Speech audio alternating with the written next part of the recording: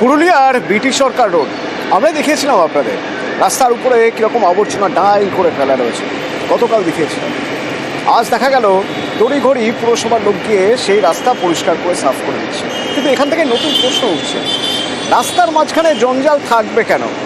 এটা দেখার কাজ কার? পুরসভার। তার কাছে নিশ্চয়ই স্থানীয় মানুষ অভিযোগ জানিয়েছেন, অভিযোগ জানানোর পরেও তাদের টনক নড়েনি।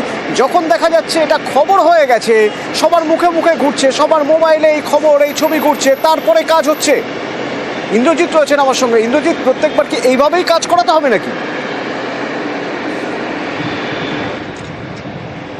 দেখো অতনু, এটা একেবারেই ঠিক যে একেবারেই আমরা খবর করার পরেই প্রশাসন, স্থানীয় প্রশাসন একেবারেই তৎপর হয় এবং তারপরেই তার সমাধান হয়।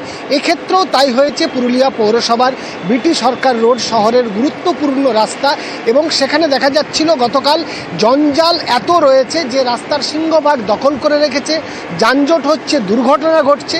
এই খবর আমরা দেখানোর পরেই একেবারেই পৌরসভার চেয়ারম্যান তিনি সাফাই কর্মীদের নিয়ে স্বয়ং সেখানে পৌঁছে যান এবং একেবারেই আজ অন্য ছবি দেখা যাচ্ছে, একেবারেই পরিষ্কার হয়ে গেছে।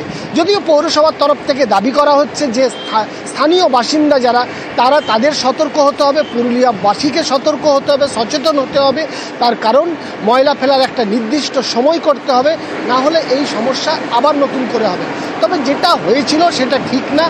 যেভাবে পুরুলিয়া শহরের একেবারে গুরুত্বপূর্ণ রাস্তা, একদিকে যেমন জেলা স্কুল রয়েছে, অন্যদিকে জেলা গ্রন্থাগার রয়েছে, জেলার সবথেকে গুরুত্বপূর্ণ রাস্তা, সেখানে আবর্জনা একবারই রাস্তার মাঝে রয়েছে। সেই আবর্জনার মধ্য দিয়ে হাঁটতে হচ্ছে, যেতে হচ্ছে, বাচ্চাদের স্কুল যেতে হচ্ছে। যাই হোক, এই পরিস্থিতি থেকে স্থানীয় মানুষ যারা তারা রেহাই পেয়েছে। আমরা খবর করানোর পর একেবারে পৌরসভা তপ্ত হয়ে পরিষ্কার করে দিয়েছে। আমরা চাইব যেন আমাদের এই ধরনের খবর না করতে হয়, আর আমাদের খবরের পরে যেন ব্যবস্থা না হয়, খবরের আগেই যেন পৌরসভা ব্যবস্থা নেয়। অতনু, ঠিকই, ধন্যবাদ। পরিস্থিতি খুবই ভালো, পরিষ্কার পরিচ্ছন্ন হয়ে গেছে। আপনারা নিউজে দেখিয়েছিলেন, চেয়ারম্যান স্যার এসেছিলেন, আসার পর খুব তৎপরতা সহকারে পৌরসভা এখানে ময়লাটা নিয়ে গেছে। এমনিতেও পরিষ্কার পরিচ্ছন্নই আছে। মানুষ যদি একটু সচেতন থাকে তাহলে জায়গাটা সত্যিই পরিষ্কার রাখা যাবে।